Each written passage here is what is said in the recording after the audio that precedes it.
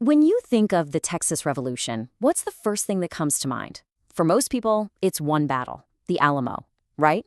But behind that legendary last stand, there were a dozen key figures. We're talking planners, fighters, and some really unlikely allies, whose ambitions and, yeah, their sacrifices forged a whole new republic.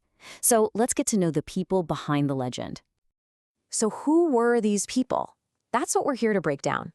We're going to look at 12 essential figures, and we'll split them into three groups: the planners, the fighters, and the crucial allies who really shaped the entire fight for Texas independence.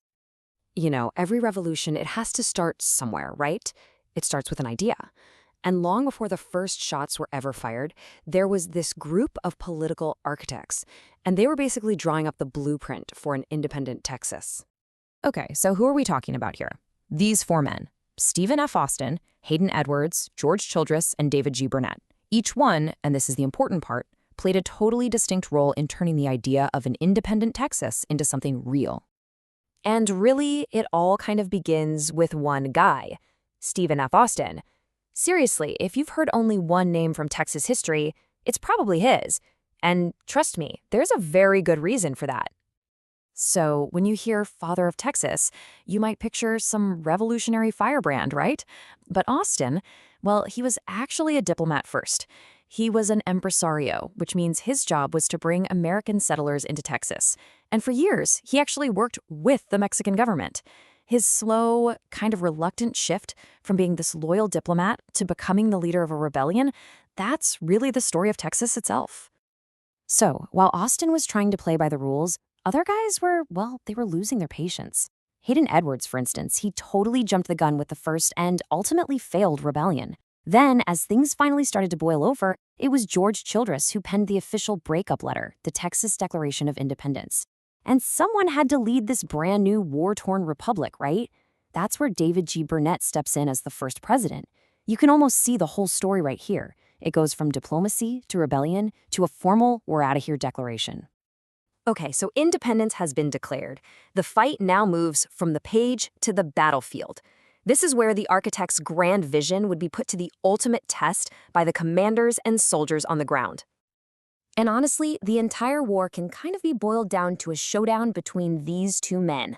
On one side, you've got Sam Houston, leading this scrappy army of volunteer rebels. And on the other, the powerful president and general of Mexico himself, Santa Anna, with a huge professional army at his back. This wasn't just a revolution, you guys. It was a personal duel between two completely different commanders. But Houston wasn't fighting alone. And the story of the Texian military leadership, wow, it's one of incredible bravery, for sure, but also just profound tragedy. The victories were few and far between, but those losses became incredibly powerful symbols for the cause. And there is no greater symbol than the Alamo and its commander, William B. Travis. Get this. He's just 26 years old, and he finds himself in charge of this small band of defenders, including the legendary frontiersman Davy Crockett, facing down Santa Anna's entire army. It's from inside those walls that he sent out one of the most famous letters in all of American history. Victory or death. That's it, just 3 words. But man, they perfectly capture the absolute desperation and the unwavering resolve inside the Alamo. Travis and his men, they knew they were doomed. They knew it. But their stand would become the revolution's most powerful rallying cry. And the tragedy didn't stop at the Alamo's walls. Davy Crockett, the famous frontiersman and former congressman from Tennessee, he fell there.